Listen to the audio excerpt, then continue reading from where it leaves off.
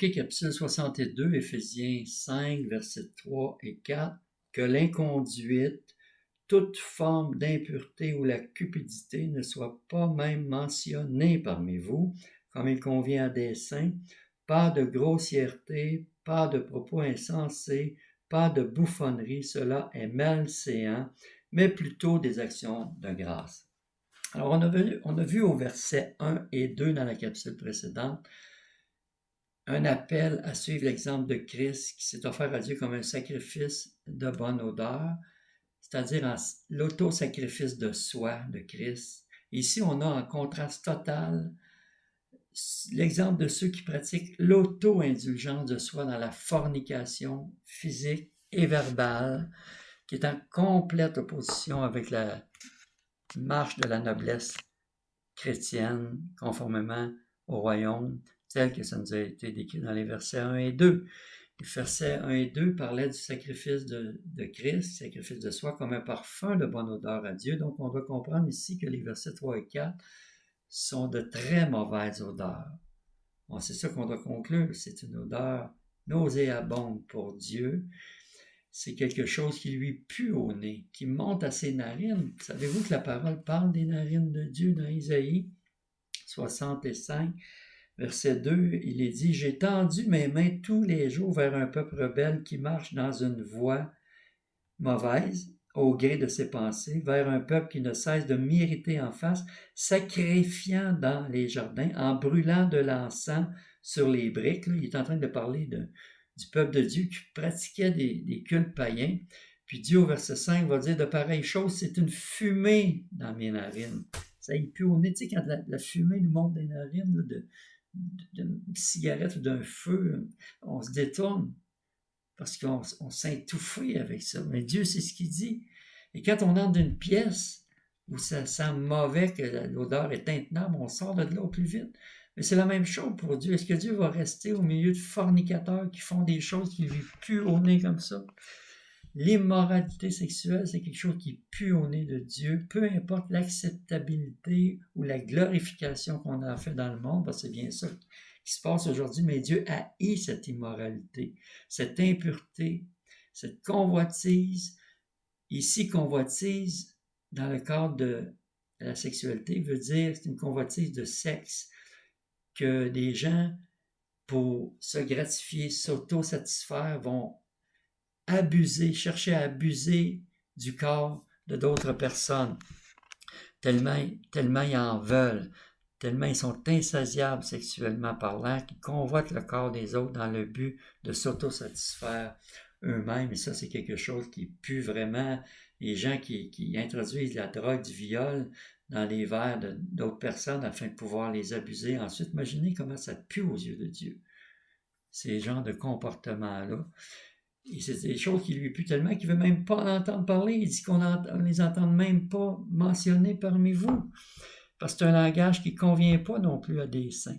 La première chose que Paul a dit en commençant l'épître aux Éphésiens, il a dit Paul, apôtre de Jésus-Christ, aux saints qui sont à Éphèse, mais on peut le dire à Sherbrooke ou à Montréal ou partout au Québec ou ailleurs. Paul écrivait à des saints, c'est ce que Dieu a fait de nous.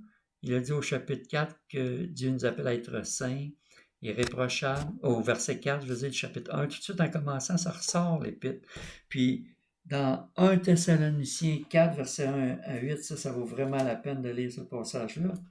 Paul dit, « Au reste, frères, nous vous le demandons et nous vous y exhortons dans le Seigneur Jésus. Vous avez appris de nous comment vous devez marcher et plaire à Dieu. » Verset 2, « Vous savez en effet quelle recommandation nous vous avons donnée de la part du Seigneur Jésus. Ce que Dieu veut, c'est votre sanctification, c'est que vous vous absteniez de l'inconduite, c'est que chacun de vous sache tenir son corps dans la sainteté et l'honnêteté, sans se livrer à une convoitise passionnée comme font les païens qui ne connaissent pas Dieu, que personne en affaire ou dans cette affaire n'ose en faire son frère de fraude ou de cupidité. » Encore la cupidité, de vouloir abuser du corps d'une autre personne. Le Seigneur fait justice de tout ça. Comme nous vous l'avons déjà dit et attesté, car Dieu ne nous a pas appelés à l'impureté, mais à la sanctification. Ainsi, celui qui rejette ses préceptes ne rejette pas un homme, mais Dieu, qui vous a aussi donné son Esprit Saint. Et on a appris à Éphésiens 4:30 que il ne faut pas attester le Saint-Esprit de Dieu par lequel on a été scellés pour le jour de rédemption. Et dans Isaïe 63, verset 10, il est dit, mais ils ont été rebelles. Ils ont attristé son Esprit Saint et il est devenu leur ennemi. Il a combattu contre eux. Ça va loin d'attrister le Saint-Esprit. Ça dit qu'il est devenu leur ennemi, qu'il a combattu contre eux. La grossièreté, l'impudicité, l'impureté, toutes ces choses, le langage grossier, tout ça, tout le langage vulgaire, ça témoigne d'une mentalité perverse. Tout ce langage de saleté, de corruption, c'est complètement aux antipodes du langage des saints, qui doit être plutôt l'action de grâce. Et on a vu dans la capsule précédente que dans Hébreux 13-15, il est dit d'offrir sans cesse à Dieu un sacrifice de louange, c'est-à-dire le fruit de lèvres qui confesse le nom de Jésus-Christ.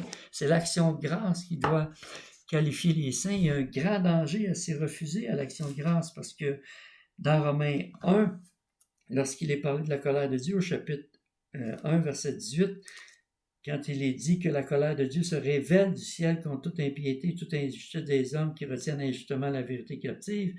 Ensuite, au verset 21, ça dit qu'ils sont inexcusables, puisqu'ayant connu Dieu, ils ne l'ont pas glorifié comme Dieu et ne lui ont pas rendu grâce. Mais ils se sont égarés dans leur vain raisonnement. Et là, ensuite, à 3 reprises, il va être dit au verset 24, 26, 28, les a livrés 3 fois à leur mentalité perverse, à leur sens réprouvé, etc.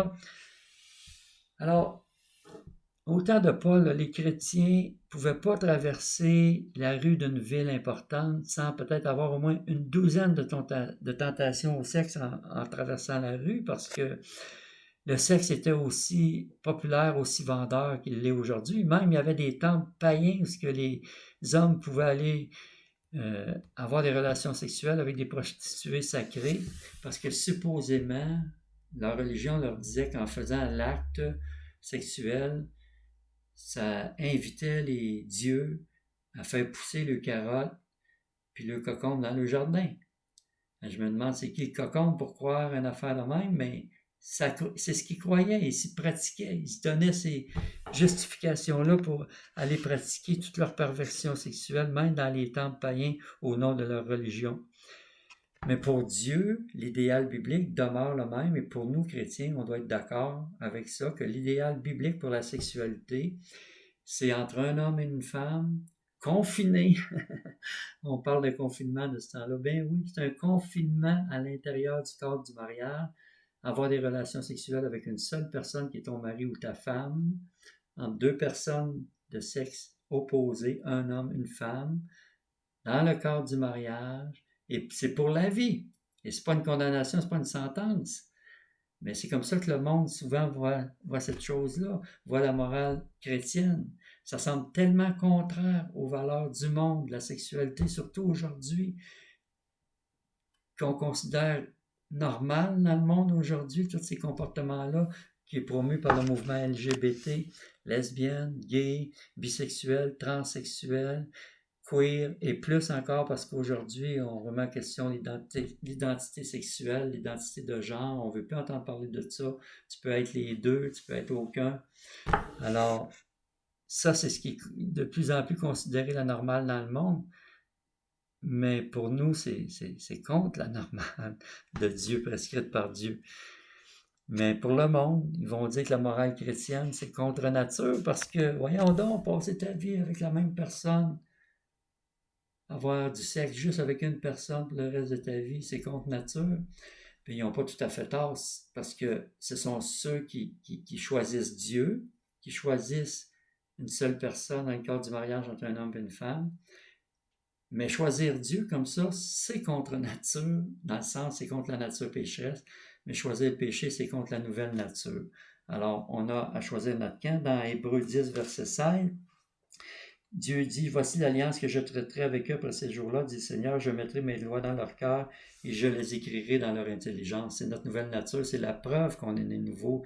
C'est un bon indice pour savoir si on est né nouveau, si ça nous est naturel de suivre les consignes, les normes de Dieu. Et c'est important parce que si on ne veut pas les suivre, on se coupe de Dieu, on attriste son esprit, on se coupe de la puissance de Dieu à l'intérieur pour laquelle Paul a prié, qui est tellement importante. Il priait au chapitre 3, verset 14 et suivant, qu'on soit rempli de la puissance de Dieu, que Dieu, par son énergie divine, nous remplisse. C'est important parce qu'au verset 20, il disait ensuite que Dieu peut faire, par la puissance qui agit en nous, infiniment au-delà de tout ce que nous demandons et pensons. Alors, cette prière de Paul est vraiment importante lorsqu'il dit « Je fléchis les genoux devant le Père, de qui toute famille dans les cieux sur la terre, c'est son nom, afin qu'il vous donne d'être puissamment fortifié par son esprit dans l'être intérieur. » Parce que sans cette puissance-là, on ne pourra pas vivre cette vie-là à laquelle Dieu nous appelle et on ne pourra pas voir Dieu faire des choses infiniment au-delà de tout ce qu'on peut demander ou penser par la puissance qui agit en nous.